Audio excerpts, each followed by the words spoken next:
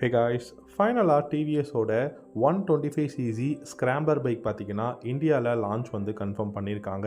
இந்த ஸ்க்ராம்ப்ளர் 125 பொறுத்த வரைக்கும் ரோனின் 225ஓட பிளாட்ஃபார்ம்லேருந்து பில்ட் பண்ண போகிறாங்க அப்படிங்கிறத வந்து அனௌன்ஸ் பண்ணியிருக்காங்க.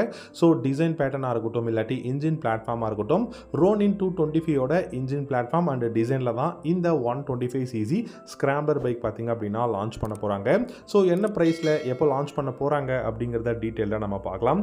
உங்களுக்கு டிவிஎஸோட ரோனின் 225 பிடிக்குமா இல்லாட்டி ட்ரையம்போட ஸ்பீட் 400 டிசைன் பிடிக்குமாங்கிறத காமெண்ட் செக்ஷனில் தயவு செஞ்சு கமெண்ட் பண்ணுங்கள்.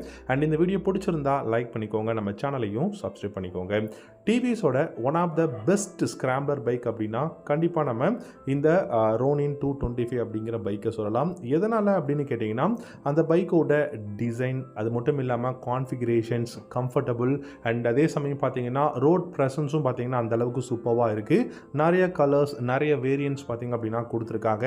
அந்த பைக்கோட ஒரு பிளாட்ஃபார்ம்லேருந்து நமக்கு 125cc இன்ஜினில் வந்து கொடுக்குறாங்க. அப்படிங்கும்போது கண்டிப்பாக ரொம்பவே வெயிட்லெஸ்ஸான பைக்காக இருக்கும். ஆனால் நல்ல கான்ஃபிகரேஷன்ஸ் அண்ட் லேட்டஸ்ட் டெக்னாலஜி வந்து நம்ம எதிர்பார்க்கலாம். ஸோ டிசைன் வைஸ் ஃபஸ்ட்டு நம்ம பார்த்தோம் அப்படின்னா சேம் எக்ஸாக்ட் டிசைன் 225 ஸ்க்ராம்ப்ளர் அதே தான் இந்த 125 ஸ்க்ராம்ப்ளருக்கும் கொடுக்க போகிறாங்க.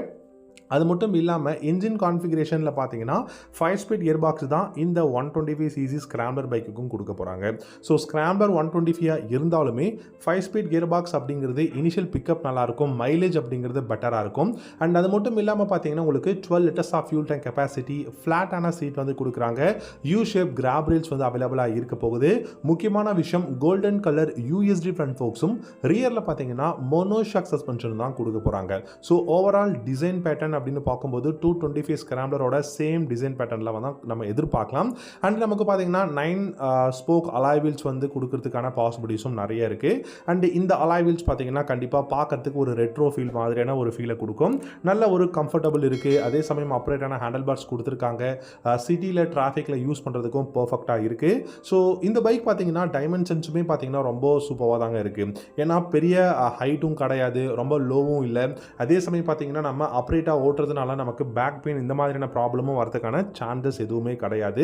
அண்ட் பிரேக்ஸ்னு பார்த்தீங்கன்னா ஃப்ரண்ட்டில் மட்டும்தான் சிங்கிள் டிஸ்க் பிரேக், ரியரில் ட்ரம் பிரேக் வேரியண்ட் தான் கொடுக்க போகிறாங்க. ஸோ ஒரே ஒரு வேரியண்ட் தான் இருக்கும் லான்ச் பண்ண போகிறாங்க அப்படின்னு நினைக்கிறேன்.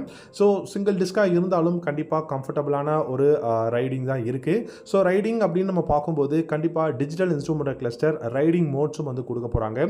So urban, track, sports, rain அப்படிங்கிற இந்த மாதிரியான ஒரு 5 ரைடிங் மோட்ஸும் இந்த 125cc வந்து இருக்க போகுது. ஆல்ரெடி பார்த்தீங்கன்னா 5 ரைடிங் மோட்ஸ் நமக்கு RTR 310ல வந்து கொடுத்துருந்தாங்க. ஸோ அதே மாதிரி ரைடிங் மோட்ஸ் நம்ம 125cc ஸ்க்ராம்ப்ளர் பைக்லையும் எதிர்பார்க்கலாம். அண்ட் தென் பார்த்தீங்கன்னா உங்களுக்கு lighting section, LED head lamp, LED tail lamp, LED indicators தான் வந்து கொடுக்க போகிறாங்க.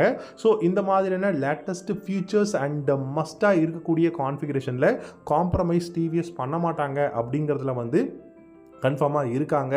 ஸோ நம்ம வெயிட் பண்ணி பார்க்கலாம். ப்ரைஸும் 1,20,000 1,25,000 எக்ஸ்ஷோரூம் ப்ரைஸில் வந்துச்சுன்னா டெஃபினட்டாக ஒரு நல்ல ஸ்க்ராம்ப்ளர் பைக் ஒரு அண்டர் 1.25cc, அதாவது 125cc கம்மியாக நீங்கள் பார்க்குறீங்கன்னா டெஃபினட்டாக இது ஒர்த் வேல்யூ ஃபார் மணி.